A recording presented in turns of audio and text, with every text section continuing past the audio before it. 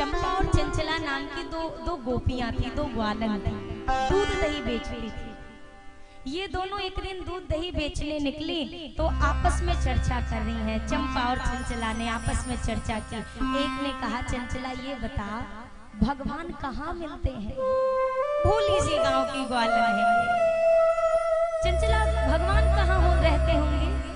तो चंपा ने कहा, देख ज्यादा तो मुझे भी नहीं पता, पर हमको लगता है ये जो महात्मा लोग अपने गले में माला झोली टांग के घूमते हैं, माला झोली जानते हैं? चंपा ने कहा, जो बाबा जी लोग, महात्मा जी लोग अपने गले में बड़ी बड़ी माला झोली टांग के घूमते हैं, उसी माला झोली के भीतर भगवान रहते होंगे। चंचला ने कहा, इतने तू विश्वास से कैसे कह सकती है? तो चंपा ने बोला कि क्योंकि मैंने देखा है महात्मा जी लोग सब छोड़ देते हैं, पर अपना ये ऐसी माला झोली वो कभी नहीं छोड़ते। आदमी कीमती चीज को ही तू चिपका के घूमता है अपने पास में। कोई साधारण सी चीज होगी तो 24 घंटा टांग के थोड़ी ना घूमेगा, और महात्मा का क्या काम, 24 घंटे गले में ये माला झोली पड़ी रहेगी। तो चंपा ने कहा, इसके भीतर उनके भगवान रहते हैं, इसीलिए वो लोग अपनी माला झोली नहीं छोड़ते। और संयोग ऐसा, ये दोनों वार्ता करते जा ही रही थी, सामने से एक महात्मा आते दिखाई दिए। उनके गले में बड़ी सी माला झोली पड़ी थी। अब चंपा चंचला आपस में चिल्लाई, देख देख देख देख, मिल गए भगवान, मिल गए, वो देख भगवान मिल गए, वो देख वो जो महात्मा जी हैं माला झोली टांग के आ रहे हैं, उसी के भीतर भगवान बैठे होंगे। महात्मा जी ने अपनी माला झोली उतारी, एक वृक्ष के नीचे रखा और स्वयं स्नान करने चले। ये स्नान करने गए तो अब चंपा चंचला को सूझी, महात्मा जी तो है नहीं, तो लाओ एक बार भगवान के दर्शन हम भी कर ले, फिर कहाँ मौका लगेगा भगवान को देखने का। ये चुपके से गई। चंपा ने चंचला से कहा, देखो मैं जा रही हूँ देखने, ढूंढने ठाकुर जी को झोली के भीतर, तुम रास्ता देखना कहीं बाबा जी आ ना जाए बीच में, और जैसे आते दिखाई दे मुझे बता देना, तो तुरंत में भाग लेंगे हम दोनों यहाँ से। अब चंपा गई झोली के भीतर और चंचला राह में देख रही कहीं बाबा जी आ ना जाए बीच में। चंपा ने ढूंढना शुरू किया, माला मिली, रोली मिली, चंदन मिली, अभी यार भगवान नहीं दिखाई दे रहे। चंचला, कहाँ होंगे भगवान? इतने में छोटा सा स्टील का डब्बा, जो गोल टिफिन होता है, छोटा सा डब्बा दिखाई दिया। सोचे ये क्या है, खोल के देखा तो जैसे ये यहाँ पे एक मैया के लड्डू गोपाल छोटे से बैठे, इतने से लड्डू गोपाल, इतने से।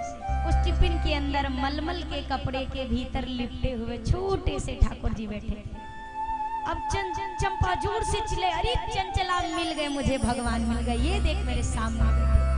टिफिन खोला, उस डब्बे से निकाला ठाकुर जी को, वो मलमल बिछाया, उसमें छोटे से लड्डू गोपाल को बिठा दिया।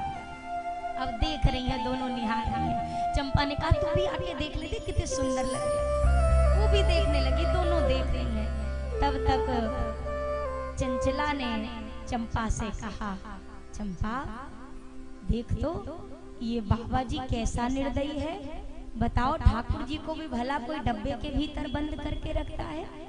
इतना निर्दयी बाबा, ठाकुर जी को डब्बे में बंद करा, इतना बंद कर दिया। ठाकुर जी तो ऐसे बैठे ना, ऐसे एक हाथ में ये लड्डू लिए, एक हाथ यूं किए, यही तो स्वरूप है ये ठाकुर जी का।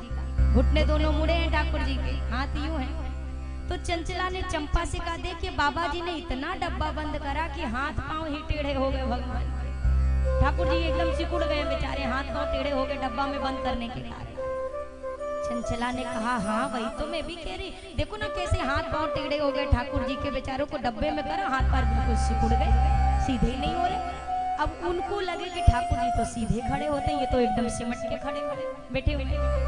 तो क्या किया, इनके मटके में जो मक्खन रखा हुआ था, इसने मक्खन निकाला और ठाकुर जी की मालिश करनी शुरू की। जैसे माताएं बच्चों की मालिश करती है ना, कि उसके हाथ पांव सीधे करे, तो इन्होंने मक्खन निकाला, ठाकुर जी की मालिश करनी शुरू की। क्यों कर रही है कि ठाकुर जी के जो हाथ पांव अकड़ गए हैं डब्बा में बैठे बैठे, वो हाथ पांव थोड़े सीधे हो जाए।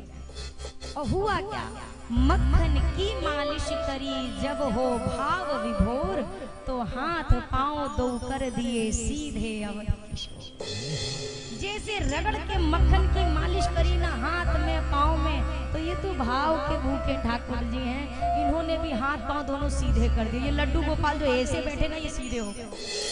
अब इतने से ठाकुर जी इतने हो गए। ये खड़े हो गए बिल्कुल हाथ पांव सीधे करके। अब इन ग्वालनों को ये नहीं लग रहा कि ये चमत्कार है, उनको तो यही लग रहा है कि अकड़ गए थे, हमने मालिश करी सीधे हो गए। उनको इसमें कोई आश्चर्य नहीं नजर आ रहा। अब ठाकुर जी सीधे तो हो गए। अब इतने में चंचला ने कहा, चंपा लग रहा है बाबा जी आ रहे हैं। अब इन्होंने जल्दी जल्दी मलमल में लपेटा, टिफिन में डाला। अब बैठे ठाकुर जी तो डब्बा के भीतर आ गए थे, अभी तो खड़े ठाकुर जी तो ढक्कन लगे। अब ये खड़े हो गए, अब ढक्कन लगाए लगे ना। अब सखी ये ग्वाल ने परेशान, गोपियां परेशान। अब ठाकुर जी भी कहे बहुत दिनों पे तो हमने हाथ पांव सोझे किए हैं, तो अब हम ना मोड़ेंगे, अब हम भी सीधे ही रहेंगे। अब ये परेशान, तब तक महाराज जी चले आए संयोग से। गुस्सा करने लगे, क्या कर दिया मेरे ठाकुर जी के साथ, क्या कर रही हो, ये कोई खेलने की वस्तु है, पता नहीं क्या कर दिया मेरे ठाकुर जी के साथ।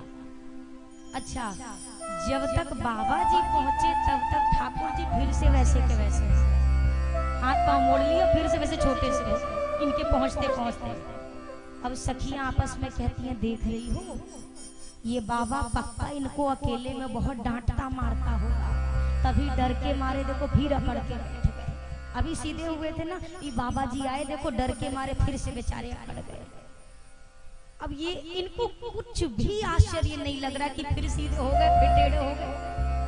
संतों ने कहा क्या कर दिया, तो इन्होंने कहा नहीं नहीं महाराज हमने कुछ किया नहीं, वो आपने इनको डब्बे में बंद करा था ना, तो इनके हाथ पांव अकड़ गए थे, तो हमने मालिश करी तो इनके हाथ पांव सीधे हो गए, बस और कुछ नहीं किया। अब महात्मा जी को लगे ये झूठ बोल रही है।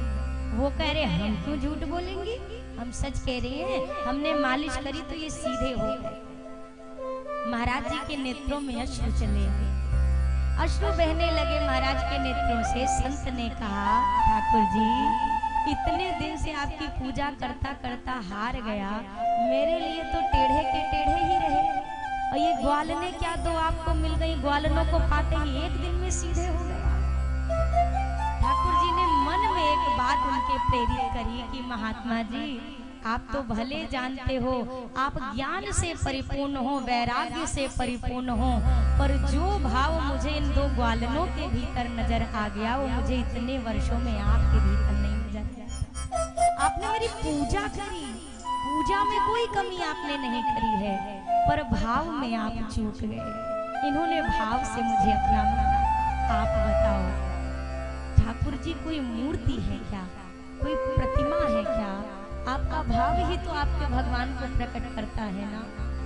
एक स्वभाव बनाओ भैया, ठाकुर जी को भोग अवश्य लगाई, सुबह में शाम में, ज्यादा नहीं बहुत आपको नियमावली में बता रही हूँ, सहज चीज बता रही हूँ। सुबह में दूध रोटी भोग लगा दीजिए, शयन के समय दूध पिला दीजिए, इतना आप सब कर सकते हैं। और ये केवल माताओं की जिम्मेदारी नहीं है, ये आपकी भी जिम्मेदारी है, क्योंकि भक्ति किसी एक का नहीं है कि पूरे घर में केवल एक आदमी की पूजा करने की जिम्मेदारी है। ये यही तो कह रहे हैं ना, आगे के चौपाई में क्या गया, मंत्र राज नित जप ही तुम्हारा, पूज ही तुम ही सहित परिवार। अकेले पूजा करना एक बात है, पर जब आप अपने पूरे परिवार को लेकर पूजा में बैठते हैं तो ये ज्यादा अच्छी बात है। आप धार्मिक हैं, बहुत सुंदर, पर ऐसा यहाँ अपने घर परिवार में माहौल बना कर जाइए कि जब हम इस दुनिया से चले जाएं तो हमारे ठाकुर जी का ख्याल रखने वाला कोई एक तो घर में होना चाहिए।